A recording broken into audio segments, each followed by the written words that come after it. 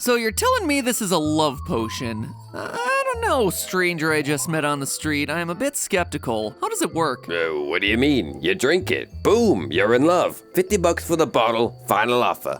What I mean is, what biological pathways does it involve? Endocrinologically speaking, what's happening? What hormones are being activated? Listen. And what does the literature have to say about this love potion? Has it been double-blind tested? Do you have studies? Does this even have FDA approval? Here's $50 to leave me alone, okay? Final offer.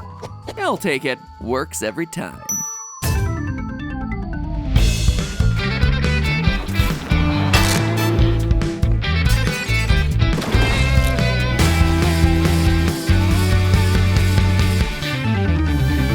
Hello, Internet! Welcome to Food Theory. This Valentine's Day, we're giving you the gift of knowledge. Sorry, can't return it. We threw away the receipt. As you know, Theorists, February 14th is right around the corner. And if you didn't know that, I'd suggest you start making dinner reservations real quick. Long story short, it is the season of love, and nothing says love quite like food. We're talking romantic dinners, chocolates, candy hearts, and if you don't have a date this Valentine's Day, statistics show there's a good chance stress eating will be involved. But here's what I want to know on this, the most romantic day of the year. What's the most romantic food? What should two lovebirds actually be ordering off the menu? As you might imagine, certain foods should be more effective at getting you in certain moods than others. For instance, the only mood fried chicken wings are putting me in is the mood for a nap. That's right, Theorists. Today's episode is all about aphrodisiacs. Named after Aphrodite, the Greek goddess of love, aphrodisiacs are substances capable of arousing romantic desire. Now, there's a ton of conflicting information out there on this topic. A simple Google search for aphrodisiacs turns up dozens of foods and products that'll supposedly get you in the mood. Meanwhile, that same Google search also yields dozens of results claiming the exact opposite, that aphrodisiacs are a complete myth. And I can't help but wonder if all the naysayers have it right. After all, if oysters, chocolate, coffee, ginger, maca, pumpkin, pine nuts, apples,